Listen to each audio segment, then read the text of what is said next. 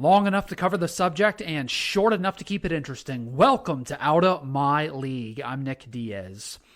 What has amazed many is how Brian Kelly has been able to impress so many LSU recruits, parents, and coaches without consistently being on the road when he first got the job. And he's not been on the job very long, but he hasn't been so much the ace recruiter who's grinding, who goes straight from the press conference all the way to a recruit's home in the same way that Mario Cristobal did, or even Ed Ogeron, or Marcus Freeman, the guy who replaced him at Notre Dame. Because here's the thing, Brian Kelly is not a foot soldier. He's a CEO. Which is what Ed Ogeron often called himself, a CEO. I'll worry about recruiting and the offensive coordinator and defensive coordinator. They'll take care of everything else. No, you're the CEO. Your job is to worry about everything else. Brian Kelly is going to pay over $1 million, if not more, to his next offensive coordinator and defensive coordinator. He also went out and paid Frank Wilson essentially $1 million per year to be his foot soldier in recruiting, while he can be an actual CEO. See, I see Notre Dame fans looking at Marcus Freeman traveling around saying, wow, Brian Kelly would never do that, going to 4 different houses in 4 different states and in one day. Our head coach is now the ace recruiter. See, the issue with your head coach being the ace recruiter is that everything else is not looked after. You miss details within your own program. In other words, if your CEO is a foot soldier, who's back at mission control, controlling everything? Remember when you were a kid and one of the most annoying things an adult could do to you is A, lecture you on something you already knew about, or B, tell you to do something that you were already doing. I know, Mom, I'm doing it. Coach, that's what I did. Didn't you see? Wait, hold on. Miss B, you told us we only had to do the odd numbers in the textbook for homework.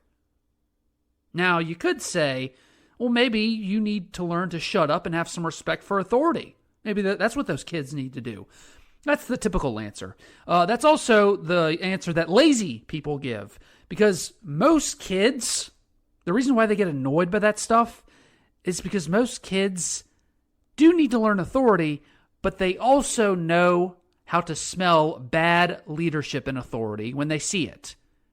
They have better instincts in that than we think. You have to delegate authority, because when someone you're in charge of, like a player or a kid or a student, when they say, I know, that's what I'm doing, that's them saying, why don't you trust me? When they say, Coach, that's what I did, that's basically saying, you're not listening to me or paying attention to me to what I'm doing. When they say, well, you told us we had to do these numbers and not that, that means that you as the leader are not organized and not good at communicating, and they know it. The biggest misconception is that a CEO must be a control freak, always on your ass and always, looking at every single little detail and micromanaging. Well, when you do that, you basically tell everyone, I'm not listening to you and I don't trust you.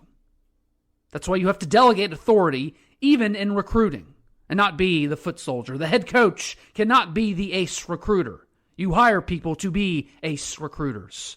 Head coaches have to be the ace closer. And supposedly, Brian Kelly knows how to close with the best of them. I read an article yesterday on The Athletic, and it basically explained in detail why Nick Saban is such a great recruiter. What's his big secret? And most recruiters say to high school players, quote, here is why we want you and why you should come here. Nick Saban, what he tells high school recruits is, what can I do to make you better? You see the difference? Brody Miller wrote an article for The Athletic, an LSU beat reporter, on everyone's first impressions of Brian Kelly out on recruiting. LSU recruits, parents, principals, coaches, you name it.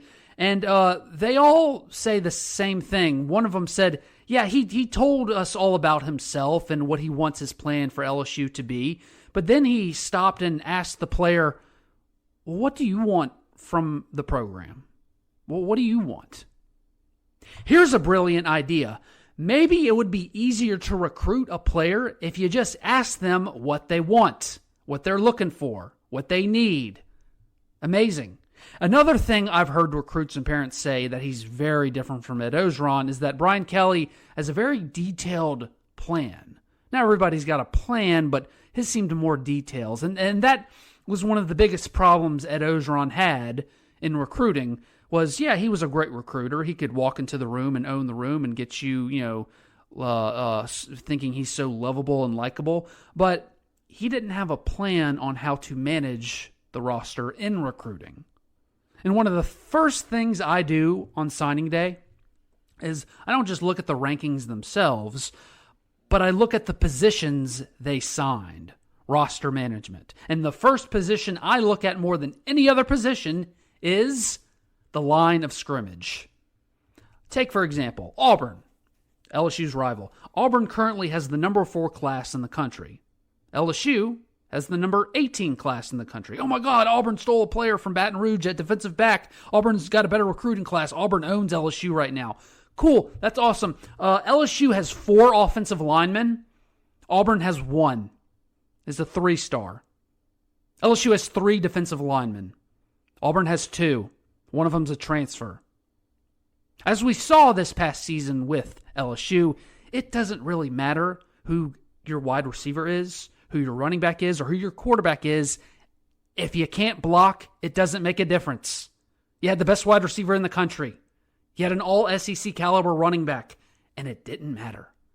LSU has signed the top defensive lineman in Louisiana 2 years in a row. 2 years in a row. Now, who did Brian Kelly retain on his staff? He retained Brad Davis, the offensive line coach. And who has Brian Kelly yet to let go of on his staff? Andre Carter, the defensive line coach. Quincy Wiggins, we all heard how he's had a great relationship with Andre Carter the past year, and that was a big reason why he's still considering LSU. Andre Carter's still here. Quincy Wiggins signed his letter of intent. All the offensive line commits, including the top one, 5-star Will Campbell, tweeted, "I want Brad Davis to stay. Brad Davis must stay," pushing for his coach that's been recruiting him this entire time.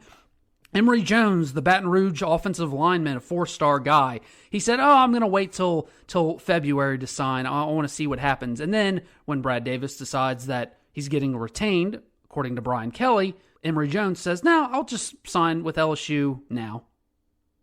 CEOs listen to recruits. CEOs let their employees do their job.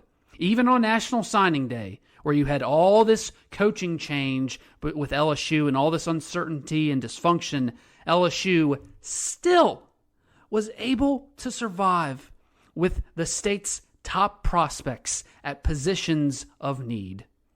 Because they have a leader who has a plan and who listens. Thanks for listening to Out of My League. If you like what you heard, be sure to like, share, and subscribe, or follow me on Twitter and Facebook in the description link below.